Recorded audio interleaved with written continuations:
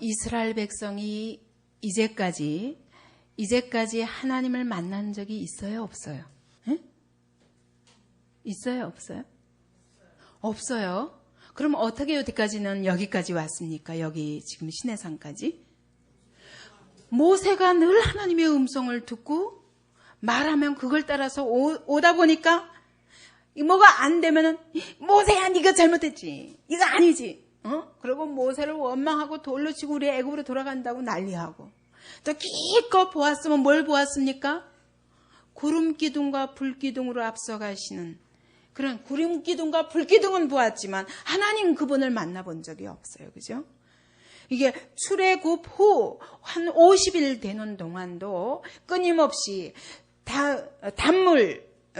쓴물을 만나면은 단물로 변화시켜 주시고, 먹을 것이 없으면 만나를 주시고, 메추라기를 주시고, 마실 물이 없으면 르비딤에서 반석에서 물을 내게 하시는 하나님은 보았지만, 하나님이 친히 찾아오셔서 그들 가운데 임재하시는 장면은 목격한 적이 없어요. 그렇기 때문에 이스라엘 백성이 이제까지 뭐 할 수 있었어요? 원망하고 불평하고 끊임없이 이룰 수 있어요. 맨날 이거 주세요 저거 주세요 그래서 안 주시면 심술이 나고 이런 이스라엘 백성이었다면, 지금 한 출애굽 한 후 한 50일쯤 된 때에 하나님이 시내산까지 인도하시고 나서 이제는 말씀하시는 것입니다. 모세야, 이스라엘 백성을 다 모아라. 시내산 앞에 모아라. 내가 너와 만나주고 이스라엘 백성으로 내가 너와 말하는 것을 듣게 하리라.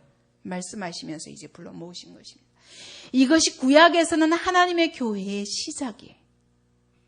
신약에서 예수님이 죽으시고 부활하시고 나서 50일 만에, 죽으시고 나서 50일 만에, 부활하시고 나서 부활하시고 40일 동안 계시고, 그 다음에 10일 동안 그러시다가, 성령께서 강림하신 것처럼 50일 만에 성령께서 임하시면서 하나님의 교회가 시작됐던 것처럼 구약에서 이 하나님의 교회의 출발이라고 볼 수 있어요. 하나님이 지금 이스라엘 백성과 만나주시려고 하는 장면입니다. 이제까지는 맛을 본 거예요. 잠깐 하나님을 좀 맛봤고 간접적으로 맛봤다면, 이제는 하나님이 임재하셔서 이스라엘 백성 가운데서 나타내시니까 어때요? 두려워서 벌벌 떠는 거예요. 이제까지 원망하고 불평하고 난리를 치던 것들이 하나님이 임재하신다는데 아직 본 적도 없어요. 다만 그분이 빽빽한 구름같이 임재하신다고 말씀하시는데 그 음성만 듣고 지금 놀래가지고 나팔 소리가 나고 막 땅이 진동하고 막 화염이 솟고 불기둥이 솟고 연기가 쫙 하고 막 이 현상만 보고도, 하나님이 임재하시는데 동반되는 현상만 보고도 하나님 그분은 보지도 못했어요. 음성만, 모세와 말씀하시는 음성만 들었어요. 근데 막 두려워서 벌벌 떠는 거예요. 여러분, 오늘 하나님이 이 자리에 임재하시면 어떨까요? 여러분 앞에 하나님이 오시면 어떨까요? 이제까지 원망하고 불평하고 하나님을 우습게 여기면서 우리 마음대로 했던 것들이 어떨까요? 이 자리에서 그냥 내가 죽게 되었다고 제발 저 좀 살려달라고. 나 이스라엘 백성하고 똑같아요. 정말 우리가 하나님의 영광 앞에 서면 이렇게 된다고요. 얼마나 크신 하나님인지 우리가 얼마나 멸시하고 있는지 몰라요. 하나님이 막상 우리 안에 오시면 얼마나 놀라운 하나님으로 오시는지. 하나님을 사람같이 여겨요. 가볍게 여겨요. 나처럼 여겨요. 그러니까 하나님의 하나님 되심을 모르는 거예요. 모르는 거예요. 다시 한번 생각하기 바랍니다.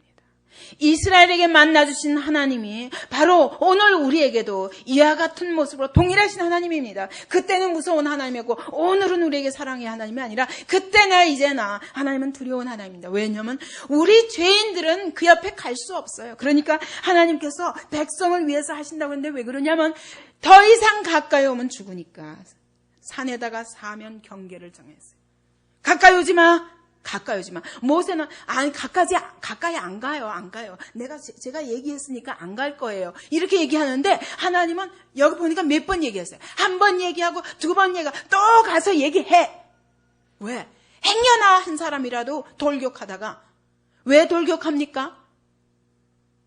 아직도 이렇게 두려운 하나님을 보고도 호기심이 나가지고 모세와 아론이 가면 나도 갈 수 있지 않을까 이러고 행여나 그러고 달려드는 사람이 있을까 봐 하나님이 아무도 가까이 못 오도록 경계하시는 거예요. 죄인은 절대로 하나님 만날 수 없습니다.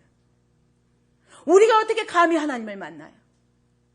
정말 하나님이 이 자리에 임재하신다면 여러분, 이제까지 내가 했던 모든 생각을 다 바꿔야 돼요. 이제까지 내가 그분을 얼마나 멸시하고 살았는가. 여러분, 발발발발 떨게 될 것이에요. 내 딴에는 이게 옳습니다 이러고 고집했던 것들이 다 와르르 무너질 것입니다. 이렇게 앞에서 여러분 하나님의 교회를 끌어가는 사람의 눈에 봐도 저건 아닌데 그래도 본인은 옳대잖아요. 본인은 옳대잖아요. 그런데 하물며 하나님이 이 자리에 임재하시면 내가 이제까지 생각했던 모든 것들이 와르르 무너지면서 그분 앞에 발발발발 떨 것입니다. 내가 그동안에 그분을 얼마나 멸시하고 살았는가. 여러분, 이와 같이 이스라엘 백성처럼 제발 우리와 말씀하지 마옵소서, 모세와만 말씀하옵소서. 우리는 절대로 안 하겠습니다. 너무 두려워서. 그분을 직접 본 것도 아니에요, 모세처럼. 그렇게 하나님이 얼마나 크신 하나님이고 얼마나 두려운 하나님이고 얼마나 우리의 상상과 우리가 이제까지 알았던 모든 것과 비교할 수 없는 크신 하나님인 것을 알게 될 것입니다. 저도 가끔 가다가 신앙생활 하다가 초신자 때부터 가끔 이 생각을 해요. 하나님이 지금 이 자리에 오신다면 자신이 없어요. 내가 여태까지 확신했던 모든 것들이 자신이 없어요. 다 무너질 것 같아요. 내가 그분을 오해한 것이 너무 많을 것 같아요. 두려워지더라고요. 우리가 하나님을 너무 멸시하고 무시하는 그런 아주 가벼운 자들임을 다시 한번 생각해야 될 것입니다. 근데 하나님이 나타나시는데 말씀을 통해서 나타나십니다. 이스라엘 백성이 아무 형상도 보지 못하고 음성뿐이므로 그랬어요. 하나님은 오늘도 말씀으로 나타나 주십니다. 여러분, 하나님이 말씀하실 때, 성경을 통해서 말씀하실 때, 그리고 설교자를 통해서 말씀하실 때, 그때 하나님 앞에 선 것처럼 듣는 자가 복이 있는 자예요. 사람은 아무리 부족하고 사람은 아무리 연약하지만 이 자리에서 서서 전할 적에는 하나님의 음성으로 받는 것이 여러분 자신에게 큰 유익. 마치 하나님이 이 자리에 서신 것처럼 벌벌 두려워 떨며 말씀 앞에 굴복할 수 있는 자가 복된 자예요. 왜냐하면 하나님은 늘 말씀을 통해서 찾아주시기 때문입니다. 왜 그렇습니까? 우린 그럴 것 같잖아요. 하나님이 그 영광을 나타내시면 이렇게 구름 말고 구름과 화염과 나팔소리와 진동만 보고도 이렇게 놀랐는데, 만약 하나님이 그 영광을 쫙 하고 드러내면 온 이스라엘 백성이 납작 엎드려서 일평생 하나님을 거역하지 않을 것 같으죠. 아니, 하나님이 그분은 형상도 없으신 분이시지만 우리가 볼 수 있는 그런 형상이 아니에요. 영이시기 때문에 하나님은 왜 우리에게 말씀을 통해서 나타내 주시냐면 우리의 생각을 바꾸시기 위해서입니다. 우리의 생각을 바꾸지 않고는, 우리의 근본적인 가치관을 바꾸지 않고는, 왜? 워낙 사단의 종로를 타던 사람들을 근본적으로 생각의 구조를 바꾸셔야 되기 때문에 말씀으로 조근조근 우리에게 말씀하시면서 우리를 바꾸시려 하시는 것입니다. 그러므로 우리가 말씀을 두려움으로 받아야 됩니다. 마치 지금 이 자리에 하나님이 임재하셔서 내게 말씀하시는 것처럼. 저는 어떤 때는 그래요. 어린애 입에서 나오는 말도 하나님의 음성처럼 크게 들려서 내가 스스로 맞아. 그리고 마치 하나님이 이 자리에 임재하신 것 같은 그런 느낌을 받아요. 그게 복이에요, 여러분. 거저 하나님의 말씀만 들렸다 하면은, 하나님이 말씀하신 것 같다 하면 그 자리에서 마치 임재하신 것처럼 두려워할 줄 아는 사람이 진짜 복된 사람. 하나님과 함께 동행하는 사람은 그럴 수밖에 없어요. 제일 무서운 거예요, 하나님 말씀이. 근데 우리가 얼마나 말씀을 멸시하고 성경 공부를 수없이 하고 맨날 예배를 드려도 절대로 나를 안 바꾸고 자기의 한계 속에 철저히 자기 고집 속에 갇혀서 살고 있는가 돌아보면 우리가 예배를 잘못 드리고 있다는 것을 알 수 있습니다. 그리고 여기 보니까 하나님 말씀하세요. 아니, 오늘 만나주시면 좋잖아요. 모세야 이리 와라. 이스라엘 백성들 다 데리고 와라. 시내사반 앞에 모여라. 이래놓고 말씀하시기를 3일 동안 기다려라. 말씀하세요. 왜 그러실까요? 왜 금방 안 만나주시고 3일을 기다리게 하실까요? 우리한테는 이게 필요해요. 여러분 기도도 해놓고 째깍 주시면 참 좋겠죠. 그죠? 기도하면 째깍 주시면 잘 믿을 것 같으죠. 아니에요. 우리가 얼마나 육적인 사람들인지 하나님은 우리에게 항상 기다리는 시간을 주시더라고요. 성령께서 임하실 적에도 어떻게 해서 열흘 동안 전혀 기도에 힘쓰게 하신 다음에 받게 하셔요. 약속하신 것을 기다리라 하셨지 당장 안 주셔요. 왜? 그 시간 동안 우리가 얼마나 잡다한 생각에 묻혀있고 막 이 복잡다단하고 내 안에 자기 생각과 이런 것들로 꽉 차 있어서 지저분한 모든 것들을 3일 동안 오직 하나님만 생각하면서 3일 동안 오직 하나님만 만나기를 앙망하면서 모든 거 빨고 깨끗하게 하고 여인도 가까이 하지 않고 전심으로 하나님을 바라보다가 하나님 만나지 않으면 우리는 하나님을 제대로 느낄 수 없는 자들이에요.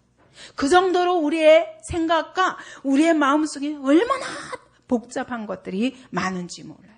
그래서 베드로후서 1장 19절에 보면 성경을 읽을 적에도 어떻게 읽어야 되냐면 이렇게 말했어요. 마치 캄캄한데 등불이 비쳐요. 요만큼 등불이 비쳐요. 응? 등불이 이게 확 켜졌으면 좋겠는데 캄캄한데 빗줄기가 싹 들어옵니다. 그러면 금방 안 보여요. 가만히 기다렸다가 차츰차츰 그 빛이 밝게 그러면서 마치 너희 마음에 날이 새듯이 빛이 들어와서 조금씩 날이 밝아지다가 드디어 샛별이 떠오르는 것처럼 내 마음에 하나님의 말씀이 샛별같이 떠오르기까지 기다리라. 이렇게 주의하는 것이 가안이라 그랬어요. 하나님의 말씀을 읽을 적에도 이렇게 읽기만 하면 다 깨달아지면 얼마나 좋겠어요, 여러분. 그러면 큐티 할 때 쉽겠죠? 딱 한 번 읽으면 쫙쫙쫙쫙 생각이 나면 좋겠죠? 근데 이게 안 되니까 어때요? 아, 큐티 어렵다. 그러고 딱 덮어버려요. 근데 말씀을 묵상하려면 성경을 놓고 가만히 어두운데 이 말씀이 비춰오는 것처럼 그러다가 샛별이 떠오르는 것처럼 내 마음에 샛별이 떠오르기까지 주의하다가 하나님의 음성을 캐치하는 거예요. 그래서 말씀을 묵상하는데도 거저 안 되는 거예요. 나의 모든 전심을 집중하여 하나님 말씀에 두고 하나님께 나의 모든 눈과 마음을 고정시킬 때 거기서 이렇게 떠오르게 하시는 거예요. 이 작업이 없이는 절대로 우리가 하나님의 은혜가 거저 받아지지 않게 하셨습니다. 왜냐하면 우리가 전심이 안 되는 사람들이에요. 생각이 복잡해요. 안 그렇습니까? 말씀 한 가지 읽을래도 이 마음을 전심으로 말씀에다 모으는 게 쉽지 않고 기도하려고 그래도 어때요? 막 전심으로 기도해 하나님을 향해서 쫙 나가서 막 그냥 내가 믿음으로 구하고 믿음으로 하나님의 음성을 듣고 이러기 어려운 존재들이에요.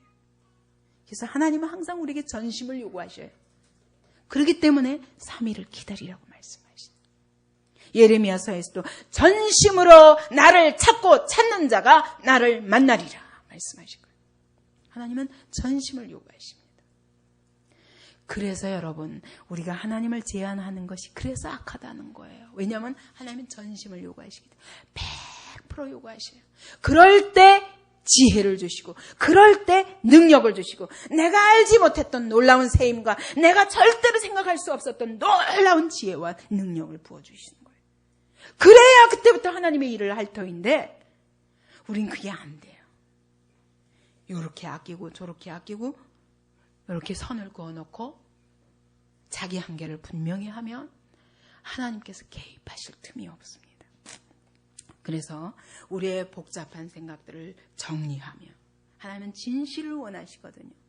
우리의 모든 것을 다하여 하나님께 100% 내 마음을 드리기를 원하시고 그리고 우리가 얼마나 복잡하게 삽니까? 근데 여러분 진짜 신앙생활을 제대로 하려면 늘 하나님과 동행하는 삶을 살려면 제일 먼저 뭐부터 했냐면 복잡한 생활부터 정리해야 돼. 너무 많은 사람과 막 분주하게 만나고 다니는 것도 결코 여러분 영적인 생활에는 방해가 됩니다. 가만히 하나님과 혼자 있는 시간이 많을 수 있어요. 기도도 묵상도 그런 데서 나오는 거예요. 제가 이렇게 설교 준비한다고 그러면 그러죠. 아이 평소 실력대로 하세요 목사님. 뭘 맨날 공부하고 준비하신다고요. 아이 뭐 하시면 되지 막. 전 그럴 때 보면 답답해요. 여기 그렇게 말한 사람도 없지만 딴 사람도 그래요. 어느 교회 전도사는 제가 난 지금 시간이 없어. 설교 준비해야 돼. 그러면 뭘 그냥 준비 없이 그냥 하지. 근데 그게 아니라 설교 준비가 딴 게 아니에요.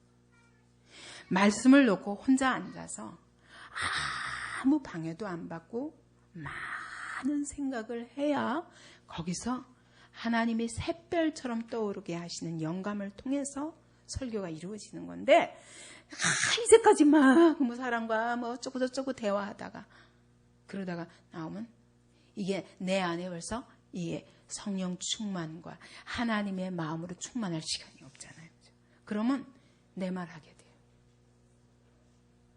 그래서 제가 굉장히 많은 시간을 이렇게 자르게 되는 겁니다. 개인적인 만남에 대해서는. 그래야 제가 하나님과의 관계가 흐트러지면 그러면 결국 여러분에게 손해이기 때문에. 그래서 오직 하나님만 소망하고 그분만 바라보고 그분의 성품과 그분의 모든 인품과 신격과 깊이 묵상하며 그분의 마음에 내가 젖어 들어가는 이런 시간이 필요한 것입니다. 그리고 옷을 빨듯이 우리 신부 단장을 해야 돼요. 주님 만나려면. 여러분 정말 주님과 동행하는 사람은요 화도 함부로 못 내요. 왜냐하면 화 한 번 내고 나면요 막 흐트러져가지고 내 영이 막 흐트러져가지고 주님이 옆에 계신데 되게 부끄러워져가지고 한순간 어떻게 할 줄을 몰라요. 그런 불편을 없애기 위해서 화도 함부로 못 내고 함부로 말했다가는 하나님은 들으시거든요. 하나님과 동행하는 그 동행을 늘 느끼며 살려면은 여러분 함부로 말하거나 함부로 행동하거나 자기 감정대로 하는 것들을 못하게 돼요.